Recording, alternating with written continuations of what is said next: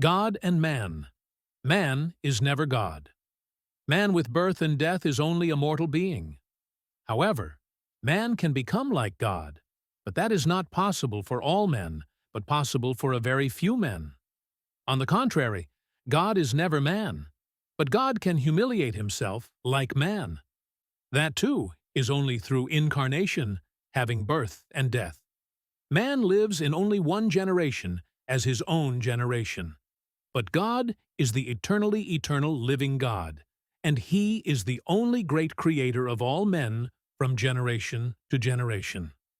God is the self-existent, who alone is worthy to be praised, and is to be worshipped by all the creations forever and ever. Man, on the other hand, is created through the process of birth.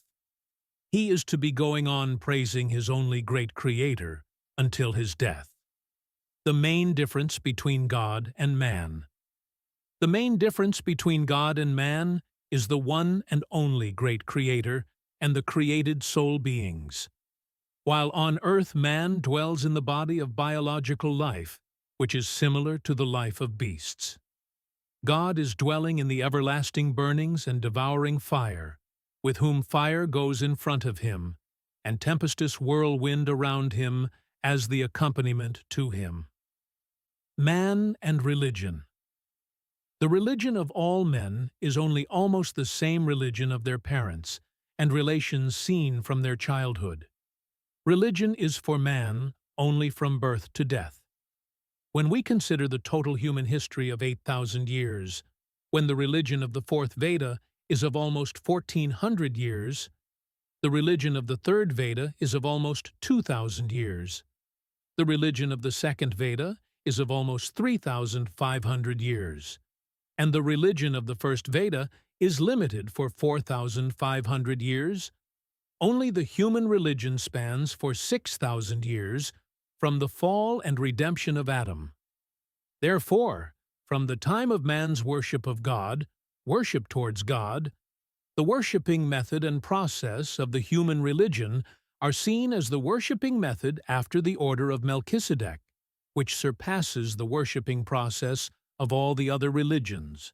Beyond this world, there is not at all any religion, because God, who has authority over all generations, requires the worship of all generations always towards Him. Therefore, before birth or after death, no man has any religion at all, but he has God as his only great creator alone for him. So, after death, the dust shall return to the earth, as it was, and the spirit shall return unto God who gave it. God who is for all the creations one. He is the only great creator of all the creations. 2. Only for the mankind he is known as God. 3. Only for the men who become his children he will be the everlasting Father, who is the man being both the Son of God and Son of Man. 1. The first man, first Adam, was directly created by him as his Son of God, and he was given dominion over all the creations of God as the Son of Man.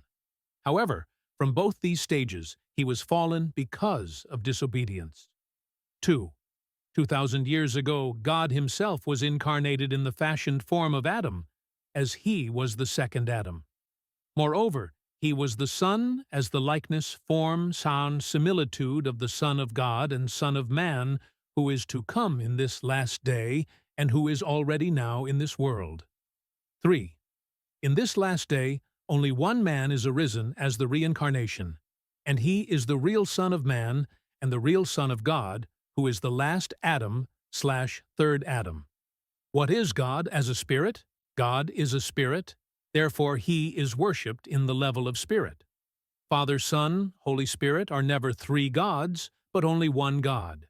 That is, they were the three stages of one God, as the original stage of God as the Father, the incarnated stage of God as the Son, and the spirit stage of God as the Holy Spirit, which are seen in the process of redemption of mankind till the New Testament salvation is done away. But in this last day, when God himself is unveiled from his incarnated stage, the salvation process of redemption of mankind, the last-day salvation, and then the everlasting salvation, is based on the mediatorship of the real Son of God and real Son of Man, with whom his Father shall be the only great King of the universe. And in that day shall there be one Lord, and his name one. Sons of God and gods.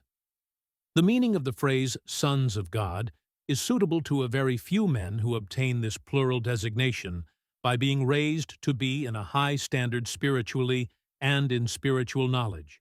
Therefore, now the only begotten Son is a Son of God, who is in this last day firstly chosen by the Lord. If the directly created first man Adam had not fallen, he himself would have been that only begotten Son of God.